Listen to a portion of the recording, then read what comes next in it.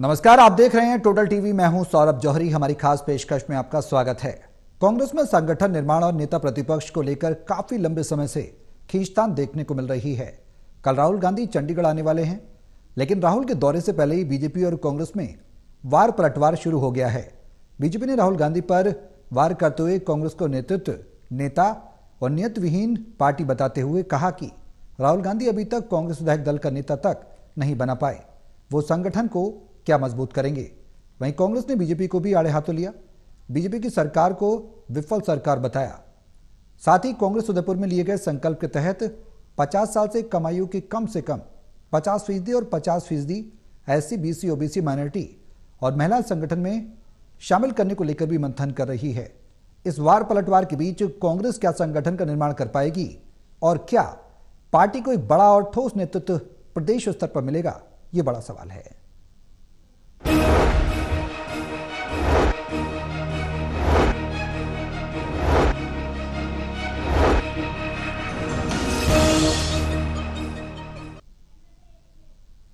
तो राहुल गांधी के दौरे पर बीजेपी सवाल खड़े कर रही है। संगठन नहीं बना, नेता प्रतिपक्ष नहीं मिला, तो किस तरह से संगठन निर्माण करेंगे राहुल गांधी। इससे पहले भी आए हैं, नेतृत्व विहीन, नीति विहीन और पार्टी है कांग्रेस। तमाम तौर पर आरोप प्रत्यारोप देखने को मिल रहे हैं। अब कांग्रेस की दिशा और दशा क्या कहती है, यह सवाल है। कल राहुल गांधी आने वाले हैं, चंडीगढ़ का उनका दौरा है।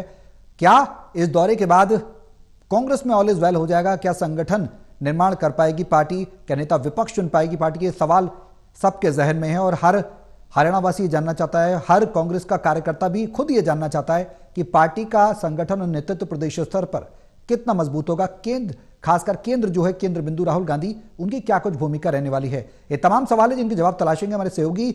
हमारे साथ मौजूद हैं हिसार से टोटल टीवी के editor editor doctor Mahesh Kumar, Panipat से टोटल टीवी के एडिटर एडिटर देवेंद्र कथुरिया और वरिष्ठ पत्रकार वीरेंद्र सोनी जी हमारे साथ चर्चा में बने हुए हैं। आप सभी के साथ मैं चर्चा को आगे बढ़ाऊं, लेकिन उससे पहले एक रिपोर्ट दिखाते हैं। रिपोर्ट देखिए, फिर करेंगे चर्चा शुरू। कांग्रेस सांसद राहुल गांधी को चंडीगढ़ आकर कांग्रेस के बड़े नेताओं की बैठक लेने में अब महज कुछ घंटों का ही वक्त बचा है।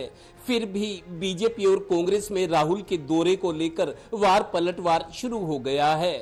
बीजेपी राहुल गांधी का नाम सुनते ही प्रतिक्रिया देने में देर नहीं लगाती कि कांग्रेस के पास ना तो नेता है, ना नीति और ना ही सेवा की नीयत। लीजिए, मंत्री कृष्ण बेदी तैयार हैं। अब वो संगठन बनाने आ रहा है, जो उसका ये हाथ का काम है, एक चुटकी का काम है। नेता प्रतिपक्ष की सरकार के बहुत से काम रुके हैं, उसको तो बना ले। वो 37 विधायकों में से एक ही तो बनाना विधायक, और उसी की पार्टी का बनाना, कोई और नहीं बनाना। अब वो जो काम करने वाले तो कर नहीं रहा।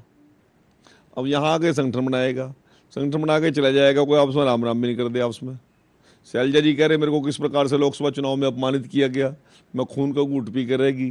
कभी सुनी है क्या शैलजा जी की?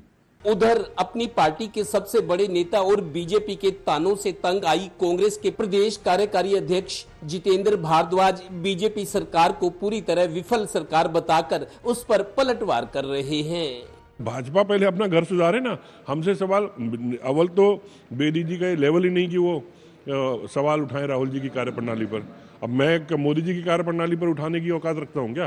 तो बेदी जी तो ठीक है, अपने मुंह से कुछ भी बोल सकते हो। तो अपने नेताओं के लिए भी आपने उनके बयान सुने, उनकी जबान पे तो काबू ही नहीं है बेदी जी की में, तो उनके ऊपर तो कोई भी बयान देने में फ़ायदा भी नहीं है।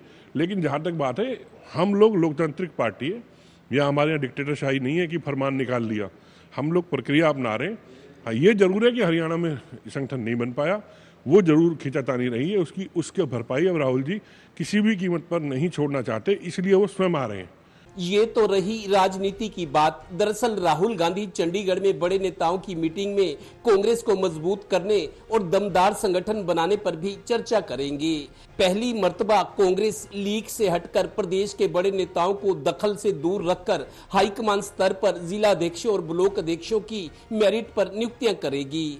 गौरतलब है कि उदयपुर संकल्प के तहत इस बार 50% जिलाध्यक्ष, ब्लॉक अध्यक्ष 50 साल से नीचे के और 50% में SC, ST, BC, OBC, minority और महिलाओं को शामिल किया जाएगा। इस बार तो कांग्रेस के दावों में दम लगता है। अगर ऐसा कुछ नजर नहीं आता तो बेदम नजर आने में भी फिर देर नहीं लगेगी। Haryana bureau, total news.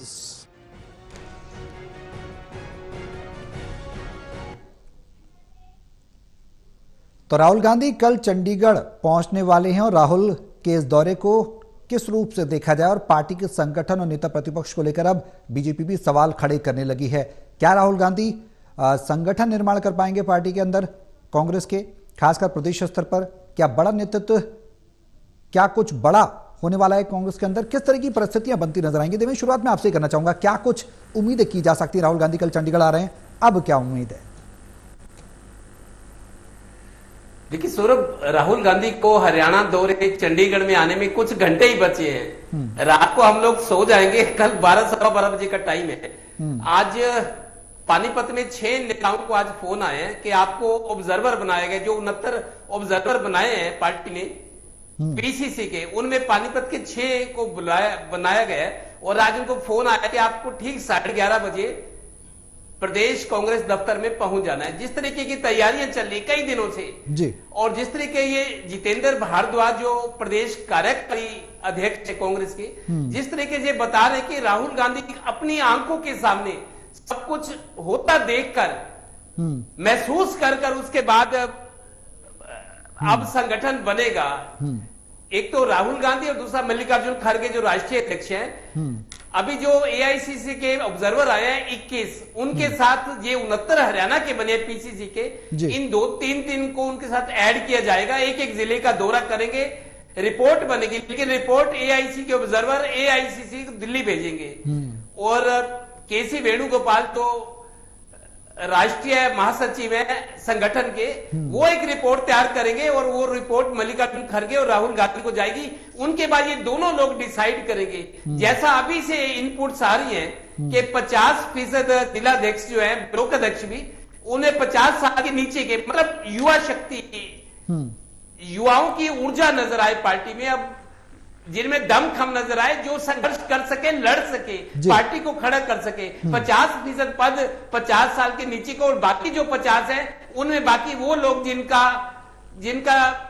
जिनको जोड़ना जरूरी है, जैसे एससी, बीसी और ओबीसी हो गए, माइनॉरिटी हो गए, महिलाएं होगी, मतलब समाज के ज्यादातर वर्गों को कांग्रेस के संगठन से जोड़ना। शायद बीजेपी ने भी यही किया कि सभी संगठनों को, सभी समाज के लोगों को, सभी जातियों को साथ लेकर चला जाए। मैसेज आए कि बीजेपी एक गुलदस्ता है, बीजेपी जिसमें हर तरह के फूल है, और कांग्रेस भी अब वैसा कर रही है। ठीक है। जिस तरीके से अब 69 ऑब्जर्वर बनाए गए, ये सुबह चंडीगढ़ पहुंचेंगे। राहुल गांधी के दौरे को लेकर एक हफ्ते से चर्चाएं हैं और तैयारियां चल रही हैं। मेरे को लगता है अब तो पार्टी बहुत कुछ गवा के होश में आएगी। बिल्कुल ठीक है। और जैसा राहुल गांधी खुद देखना चाहते हैं, खुद सुनना चाहते हैं, खुद महसूस करना चाहते हैं, उसके बाद अब संगठन की प्रक्रिया आगे बढ़ेगी। शुरुआत गुजरात से हुई है, गुजरात के बाद हरियाणा को टेकअप किया गया, इसके साथ साथ मध्य प्रदेश भी। एक नया फार्मूला, नया पैटर्न और एक नए तरीके से,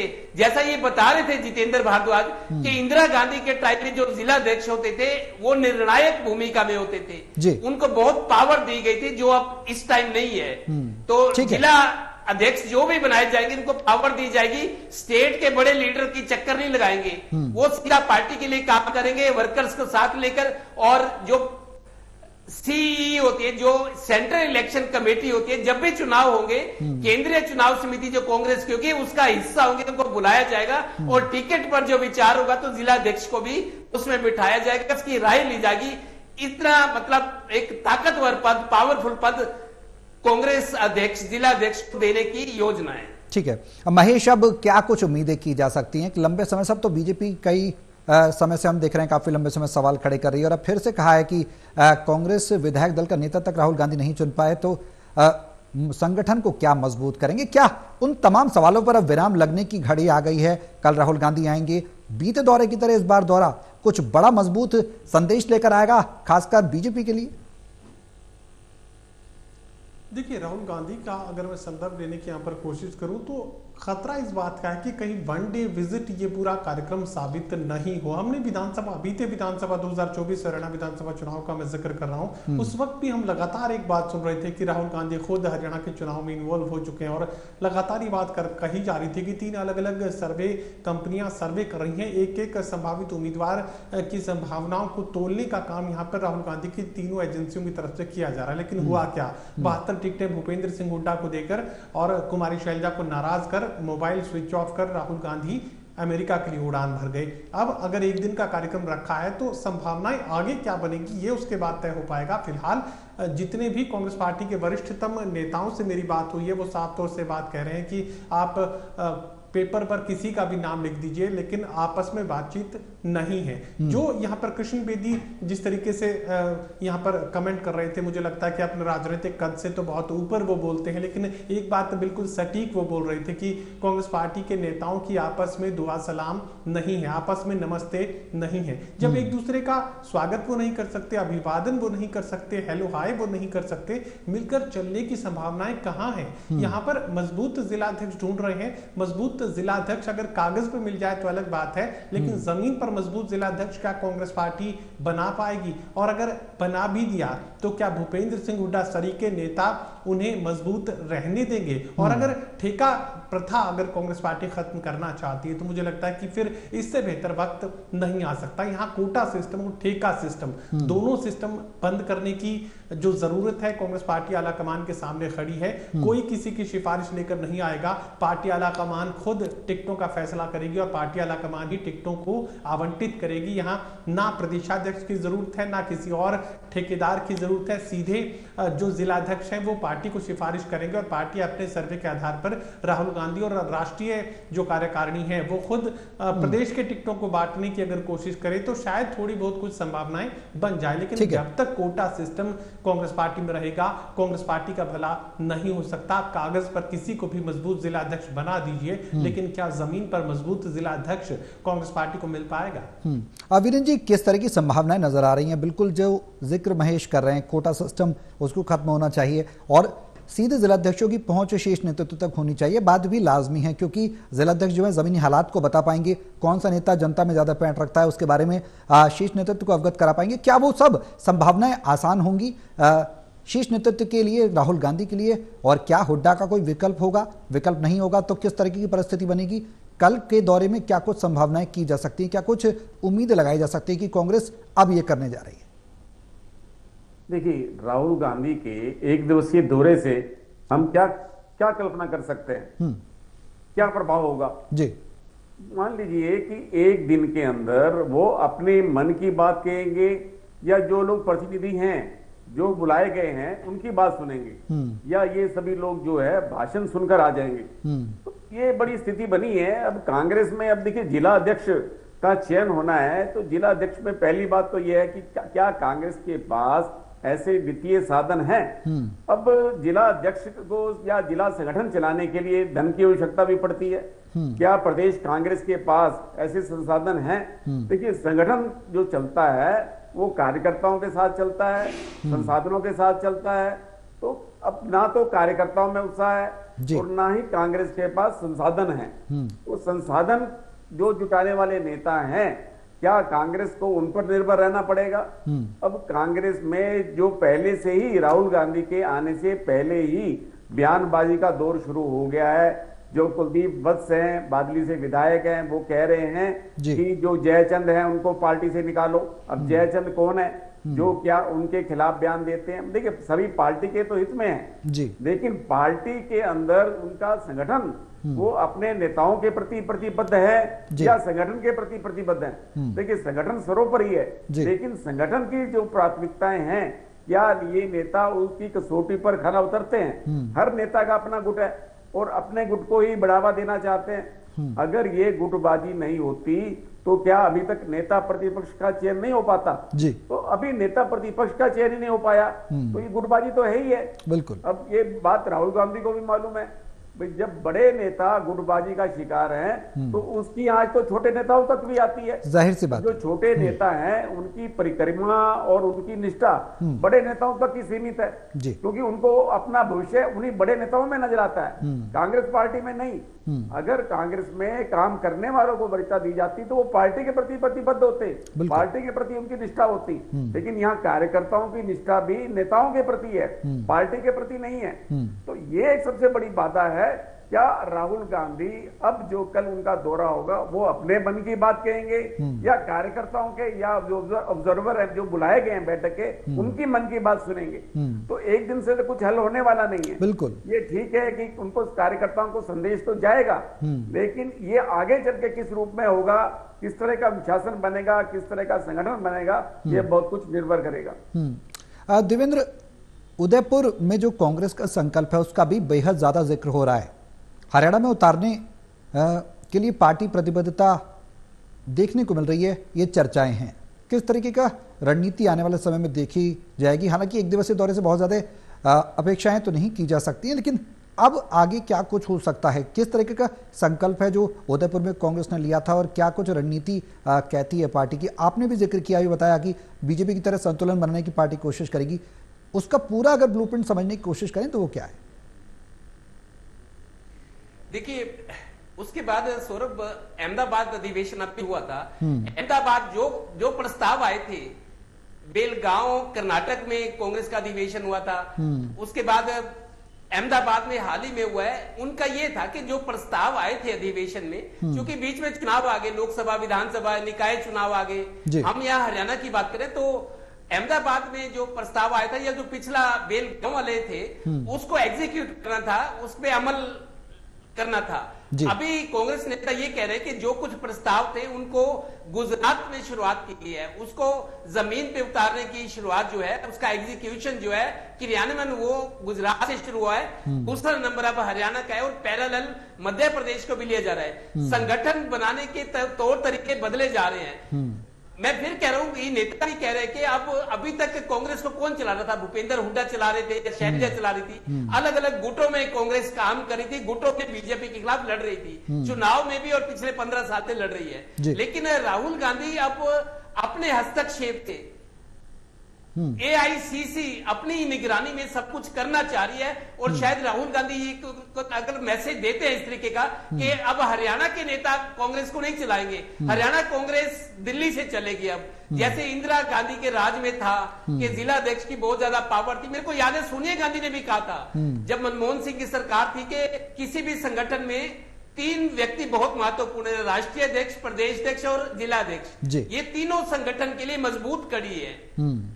जिलाध्यक्ष, प्रदेश अध्यक्ष और राष्ट्रीय अध्यक्ष, बाकी लोग सहयोग करने वाले, ये लिंक डायरेक्ट लिंक्ड होते हैं, जुड़े होते हैं और संगठन इन्हीं के बूते आगे बढ़ता है, मजबूत होता है। तो इंदिरा गांधी के जमाने में जो संगठन जैसे चलता था, अब शायद उस पर पीछे देखने की कोशिश है और जिला अध्यक्षों को, जैसा सोनिया गांधी भी मानती रही है कि जिला अध्यक्ष नींव मजबूत होनी चाहिए, उसके बाद प्रदेश अध्यक्ष और राष्ट्रीय अध्यक्ष तो पूरा देश देखता है। तो मतलब कार्य प्रणाली बदली जा रही है संगठन को लेकर।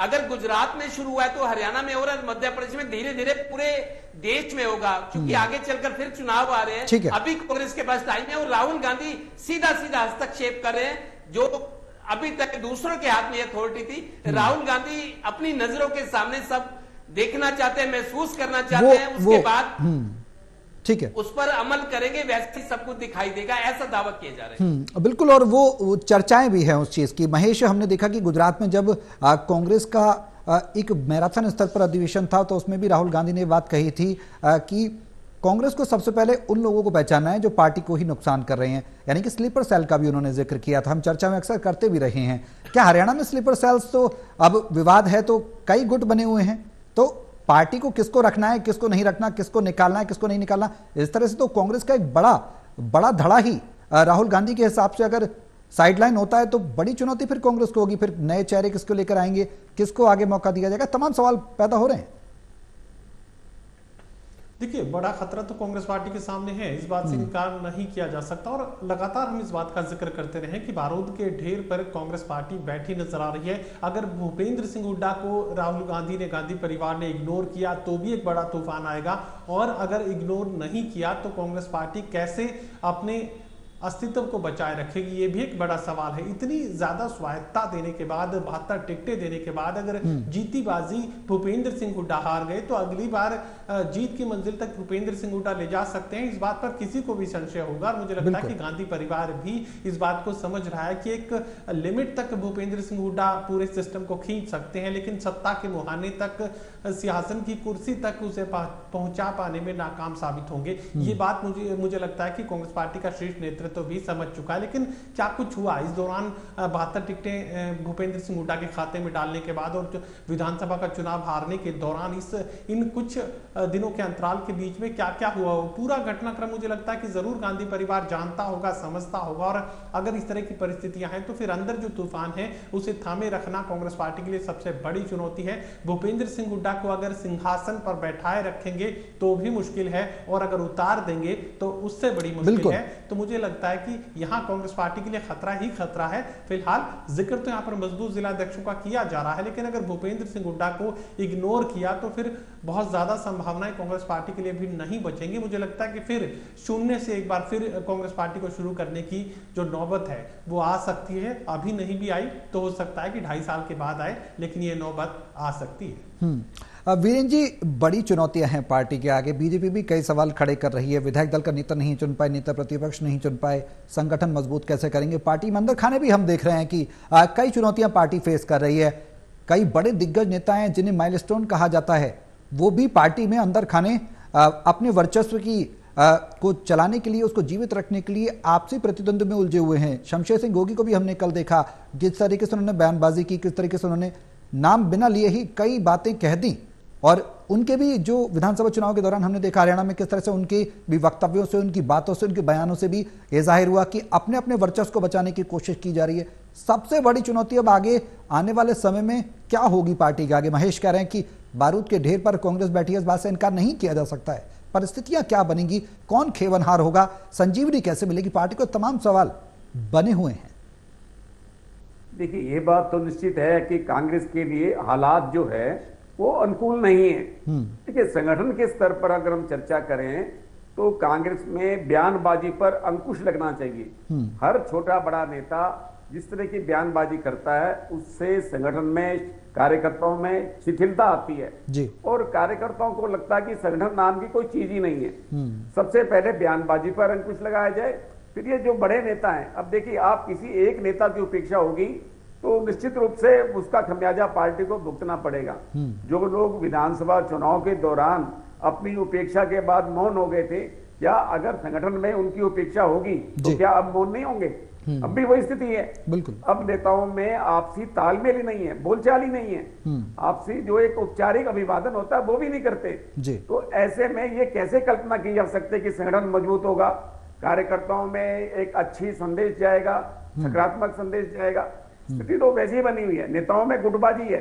जब तक इस गुटबाजी पर अंकुश नहीं लगाया जाता और उनको ये संदेश नहीं दिया जाता कि अगर उनके गुट का कोई भी नेता बयानबाजी करेगा तो उसे बाहर का रास्ता दिखाया जाएगा, पार्टी को कठोर पद तो उठाने ही पड़ेंगे।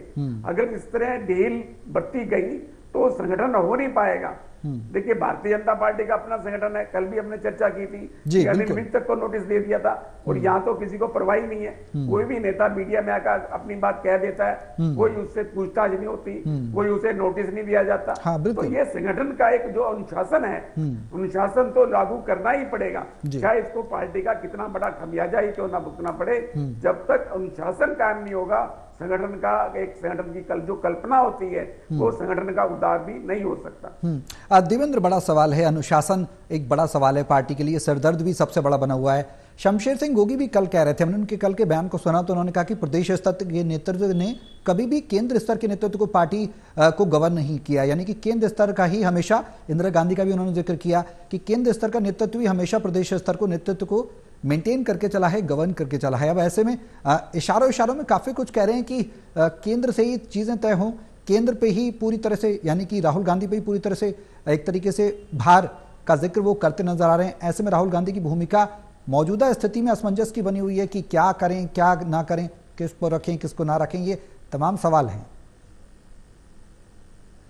देखिए, प्रदेश में कांग्रेस जिस तरीके से चलाई गई है, जिन नेताओं के पास अख्तियार रहे हैं, ज्यादा तो भूपेंद्र हुड्डा कोई, जैसे हमारे महेश जी कह रहे थे कि राहुल गांधी को हरियाणा आना था लेकिन वो विदेश चले गए फोन बंद करके। दरअसल ये चीजें भी आई थी कि भूपेंद्र हुड्डा ने राहुल गांधी को आश्वस्त किया था कि सरकार बनाना मेरी जिम्मेदारी है और हरियाणा में सरकार बन रही है, उनकी अपनी कैलकुलेशन थी। तो मेरे को लगता है भूपेंद्र हुड्डा के भरोसे में एतबार कर लिया राहुल गांधी ने। पता नहीं वो भूपेंद्र हुड्डा से चूक हुई या पहले से प्री प्लानिंग ऐसी थी, लेकिन ये बातें आई थी, कांग्रेस के नेताओं के हवाले से आई थी कि भूपेंद्र हुड्डा ने फ्री हैंड मांगा था, जैसे कभी पंजाब में अमरिंदर सिंह ने मांगा था। अमरिंदर सिंह ने फ्री हैंड मांगा था नेतृत्व से और उन्होंने सरकार बनाकर दिखाई थी। भूपेंद्र हुड्डा के लोग भी मैंने सुना है, वो भी कहते थे कि अमरिंदर सिंह की तरह चौधरी भूपेंद्र हुड्डा को फ्री हैंड दिया जाए तो पंजाब की तरह हरियाणा में सरकार बनाएंगे। तो कांग्रेस के नेता ये कहते भी रहे कि हाई कमान ने, राहुल गांधी ने भरोसा कर लिया था भूपेंद्र हुड्डा पे कि सरकार बन रही है, क्योंकि लोकसभा में इन्होंने अच्छा प्रदर्शन करके उम्मीदें जगाई थी। बिल्कुल लगता है भूपेंद्र हुड्डा अपना वायदा पूरा नहीं कर पाए और राहुल गांधी गुमराह हो गए। लेकिन अब मेरे को लगता है राहुल गांधी की हाईकमान की आंखें खुलनी चाहिए। अब वो गलतियां बार बार नहीं होनी चाहिए, अब जो होना चाहिए वो सामने आना चाहिए। महेश, अब सवाल यह है कि रणदीप सुरजेवाला, कुमारी सैलजा, भूपेंद्र हुड्डा, दीपेंद्र हुड्डा, उदय भान, अब क्या विकल्प है पार्टी के पास? किसको चुने, किसको ना चुने, ये जिक्र अब लगातार गहराता जा रहा है। देखिए, मुझे लगता है कि यहाँ पर सेंट्रलाइज्ड अब सब कुछ पूरी व्यवस्था को करने की जरूरत पड़ेगी और हालांकि प्रदेश को प्रदेश स्तर के नेताओं के द्वारा ही चलाया जाता है और जिले को जिला स्तर के नेताओं के द्वारा ही चलाया जाता है। लेकिन यहाँ पर जिस तरह की मठाधीश तैयार हो चुके हैं और जिस तरह की कोटा सिस्टम व्यवस्था को दशकों से कांग्रेस पार्टी के संगठन के लोग झेल रहे हैं। एक तो कवरिंग जो संगठन थे कांग्रेस पार्टी के, जिस तरीके से भारतीय जनता पार्टी के अनगिनत यहाँ पर संगठन बने हुए हैं, चाहे वो व्यापारी के हैं, सीएस के हैं, अनुसूचित जाति से जुड़े हुए हैं, शिक्षा जगत से जुड़े हुए हैं, स्टूडेंट से जुड़े हुए हैं, तो तमाम अलग अलग जो संगठन है वो लगातार सपोर्ट करते हैं भारतीय जनता पार्टी को। लेकिन कांग्रेस पार्टी के संगठन थे वो समय थोड़ा कम निष्क्रिय हो चुके हैं और मुझे लगता है कि अभी जो परिस्थितियां हैं वो सेंट्रलाइज्ड व्यवस्था की है और यहाँ पर कांग्रेस पार्टी को, खासकर गांधी परिवार को, हरियाणा प्रदेश को कम से कम अगले 2 साल के लिए सेंट्रलाइज्ड व्यवस्था से ही चलाने की जो कोशिश है वो करनी होगी। मठाधीश जब तक कमजोर नहीं होंगे कांग्रेस पार्टी कमजोर बनी रहेगी। बिल्कुल, अब आने वाले समय में किस तरह की परिस्थिति देखने को मिलेगी, राहुल कल के दौरे में क्या कुछ कर पाएंगे, देखने वाली बातों की। बहुत शुक्रिया आप सभी का हमारे साथ इस चर्चा में शामिल होने के लिए।